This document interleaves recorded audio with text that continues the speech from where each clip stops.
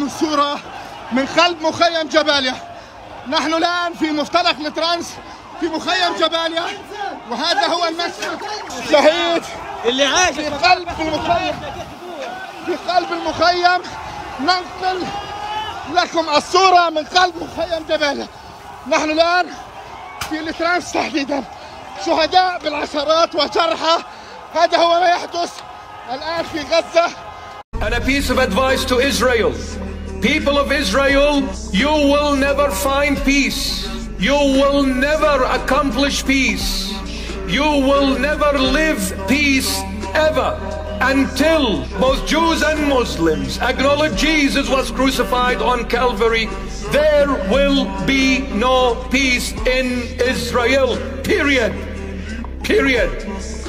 Period.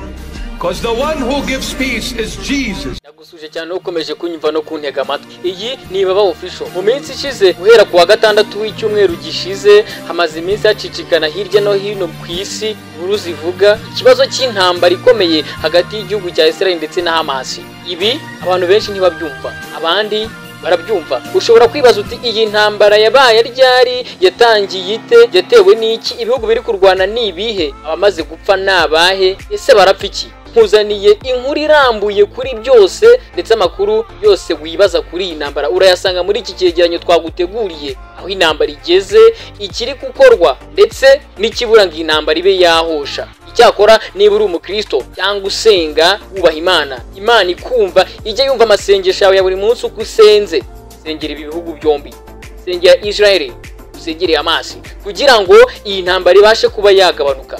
Mbere yuko dukomeza inkuru yacu kuri uyu munsi, atangajwe ko ambasaderi wa Israel mu Rwanda yasezeye umugabo we agiye guhangana na Hamas. Ibi turabikesha ikinyamakuru Igihe, aho cyabivuze nacyo kibikuye ku rubuga rwa Twitter, aho byatangajwe n'uyu mu ambasaderi wa Israel mu Rwanda Einat Weizi. Ambasaderi wa Israel mu Rwanda Eina Weizi yasezeye umugabo we mbere yuko yerekeza mu gihugu cye, aho agiye kwirasaniro mu rugamba guhanganamo n'umutwe wa Hamas wo muri Palestine. Mu gitondo cyo kwa gatandatu tariki ya 7 Ukwakira mu mwaka wa 2023 nibwo umutwe wa Hamas mu buryo butunguranye wagabye igitero kuri Israel. Kuva icyo gihe benshi mu bahoze mu gisirikare basabye gufashwa kujya ku rugamba kurwanira ubusugire bw'igihugu cyabo. Umunya-Israel wese awari, yaba umusirikare cyangwa umusivile hanze y'igihugu cya Israel, yahise asaba kuba yasubira mu gihugu cye kujya gufasha abariyo kurwana iyi ntambara. Kugeza mu gitondo cyo kuwa mbere, intambara yari ikomeje hagati y'igisirikare cya Israel ndetse na Hamas. Abari bamaze gupfa mu mpande zombi barengaga 1,100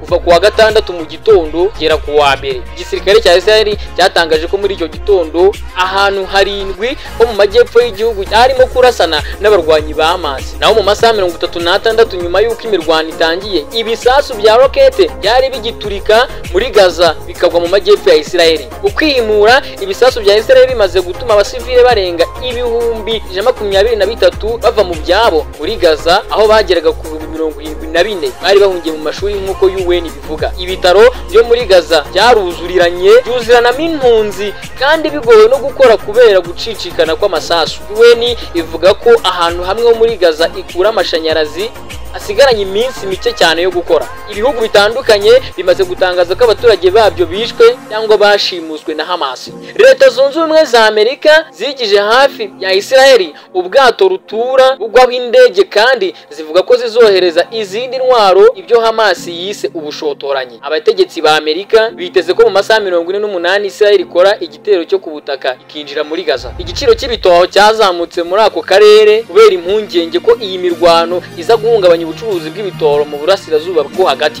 Ubwato bw'intambara bwa Amerika yohereje hafi ya Gaza muri Mediterania bwitwa USS Jihad bureshya na metero 337 ndetse na 71 z'ubugejo.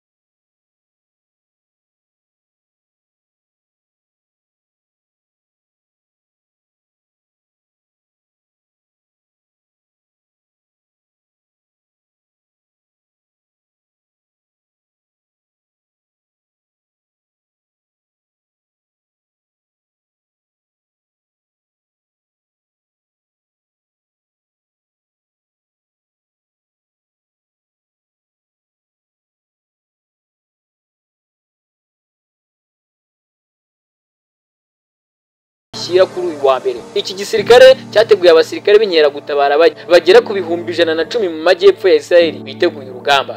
Igihugu cya Iran gifatwa nk'igikomeye cyo cyarangije guhakana ko kitazigera gifasha Hamas muri ibi bitero. Iran ntabwo iri muri ibi bitero byakozwe na Hamas muri Israel nk'uko byavuzwe n'abayihagarariye mu muryango w'abibumbye. Mu itangazo basohoye ku cyumweru bavuze ko duhagaze ku ruhande rwa Palestine ariko ntabwo turi mu bikorwa byayo uko birimo gukorwa na Palestine ubwayo.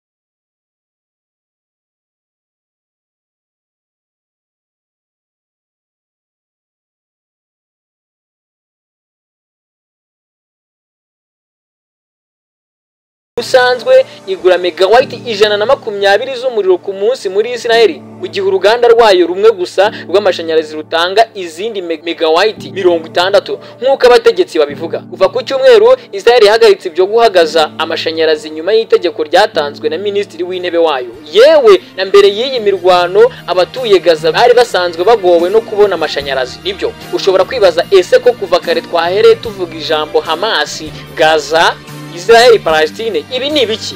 Hamas ni iki? Ni umutwe w'abarwanyi biyitiriye idini ya Islam wo muri Palestine utegeka Gaza kuva mu 2007. Hamas ivuga ko iri mu ntambara ihoraho na Israel. Uyu ni umutwe. Naho Israel, Amerika, Ubwongereza n'ubumwe bw'Uburayi bifata Hamas nk'umutwe w'iterabwoba. Hamas yo ifashwa na Iran mu kuyiha intwaro, amahugurwa n'amafaranga. Nubwo haruguru Iran yabihakanye ko itari kumwe nabo. Hamas ivuga ko iharanira kurwanya karengane ku banya-Palestine, ku banya-Israel ikomeza kwigarura ubutaka bwa Palestine. Muri make Hamas yigize umucunguzi wa Palestine. Ese byaba bizayihira? Tuzakomeza kubikurikirana hano kuri Baba Official. Gaza ni iki? Gaza yo ni agace k'ubutaka kegereye inyanja ya Mediterania gafite uburebure bwa kilometero 41 n'ubugari bwa kilometero 10, gatuwe na miliyoni 2.3 z'abaturage. Uretse inyanja iri mu burengerazuba kazengurutswe na Israel hamwe na Misiri mu majyepfo. Israel ni igenzura ikirere cya Gaza hamwe n'inkombe zayo ku nyanja kandi igenzura ibyinjira n'ibisohoka ku mipaka yose ya Gaza. Misiri nayo igenzura ibyinjira ku mupaka wayo na Gaza. Urundi ruhande abadashyigikiye Israel bavuga ko Gaza ariyo gereza nini cyane ku isi. Iyo Gaza kuki Israel na Hamas barwana? Iki buri wese yakibaza. Nyuma y'imyaka y'ubushyamirane no gufunga kwa Gaza, kuwa gatandatu tariki ya 7 z'uku kwezi kwa 10 umwaka wa 2023, Hamas yarashe ibisasi ibihumbi muri Israel ndetse abarwanyi bayo babasha kumenera mu ruzitiro binjira muri Israel. Hafi 80% by'abatuye muri Gaza batunzwe n'imfashanyo mpuzamahanga nk'uko UN bivuga, kandi abarenga miliyoni buri munsi barya ari uko bahawe imfashanyo. Agace ka West Bank na Gaza bizwi nk'ubutaka bwa Palestine, kimwe na Yerusalemu y'Iburasirazuba na Israel byose bigize ubutaka buzwi nka Palestine kuva mu gihe cy'Abaromani. Aha ariko kandi Bibiliya ivuga ko ari ubutaka bw'ubwami bw'Abayahudi, kandi aho hose bahafata nk'iwabo kuva kera. Niyo mpamvu Israel yatangajwe nk'igihugu mu 1948 nubwo ubutaka iriho bugifatwa nka Palestine n'abatemera kuberaho kwa Israel. Hagati ya Israel na Hamas hahora ubushyamirane bushingiye kuri ayo mateka. Ngushimye amahitamo 100% wagize yo kumva iki kiganiro no kugikurikira.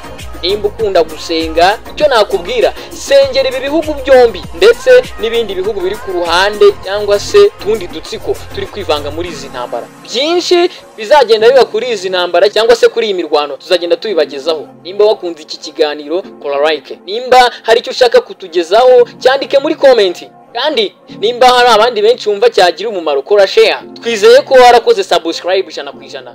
Ugira amahoro.